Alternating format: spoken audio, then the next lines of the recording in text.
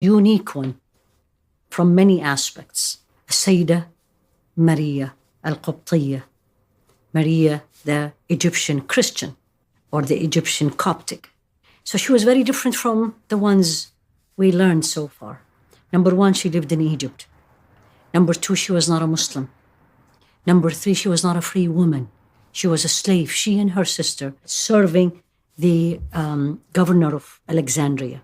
When the Rasul ﷺ, after the 7th year, after Hijrah and the Treaty of Hudaybiyah, he starts sending letters to the neighboring countries, inviting them to Islam.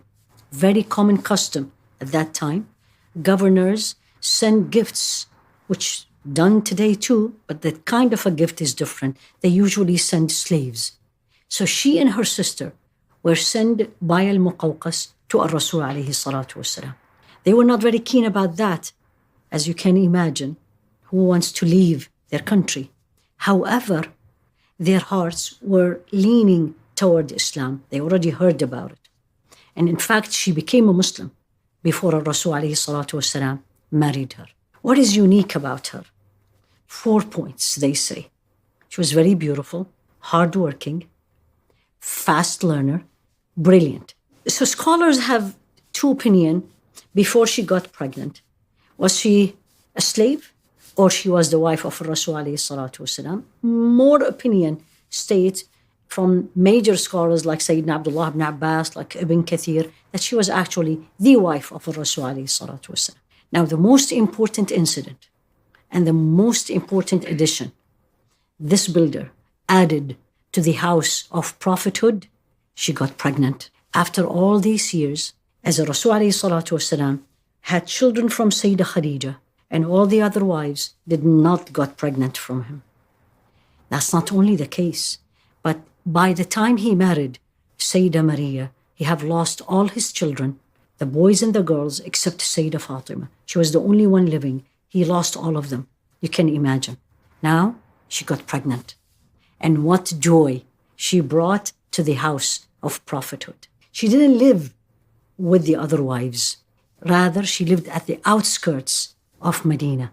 And this is something Rasul alayhi salatu wasalam, honoring her, making it easier for her, is to let her live on the outskirts so she can get used to it gradually. And he used to visit her every single day. Now she got pregnant, and now she delivered a boy. And the boy name is Ibrahim. And who called him Ibrahim?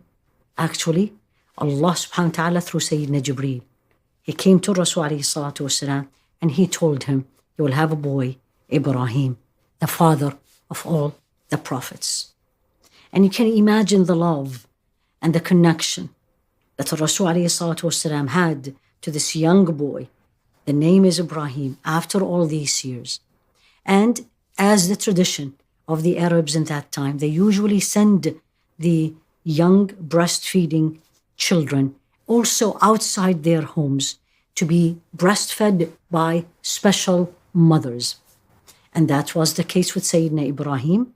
So they have foster family only to breastfeed them. That's a very common custom that time. And the Rasul alayhi salatu wasalam used always to go visit Sayyidina Ibrahim, and described by the Sahaba that when he go, he carries him, put him on his lap, and he kisses him. The love and the affections that the Rasul alayhi salatu wasalam had. And if any one of us have been tested, and we say we have been tested very hard, none of us was tested as a Rasul alayhi salatu wasalam and a Sayyida Maria. At age 2, in her house, Sayyidina Ibrahim became sick. At 2 years of age, the young Ibrahim became ill. And the Rasul alayhi salatu wasalam went to visit him. And he took him from the hands of Sayyida Maria. And the last breaths the young boy had in the hand of Rasul alayhi salatu wasalam. You can imagine. At this point, Rasul alayhi salatu wasalam started crying. Sayyidina Abdul Rahman ibn Auf, as this narrated by Imam al-Bukhari, looked at him and says, Ya Rasulullah, Anta ya Rasulullah, you cry? And that's the beauty of our Prophet, alayhi salatu wasalam. He responded and says, إنها رحمة يا عبد الرحمن. This is a mercy. It's not a weakness to show your feelings. It's a mercy. Allah put it in the hearts. And he, alayhi salatu wasalam, washed him and buried him. So you can imagine the pain. At the same time, there was a solar eclipse. And people in Medina said, wow, out of the sorrow that we are going through, even we are having an eclipse. And the faith of Rasul alayhi salatu wasalam and the connection to Allah subhanahu wa ta'ala. And he said his famous statement that no, neither the sun nor the moon will go through eclipse because of the death of anyone. Rather, it's a sign of the signs of Allah subhanahu. So he buried him.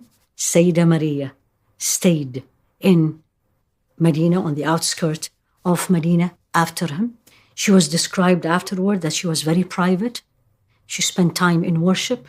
She didn't leave the house other than going and visiting the grave of Sayyidina Ibrahim. Shortly after the death of Ibrahim, Rasul alayhi salatu wasalam also died.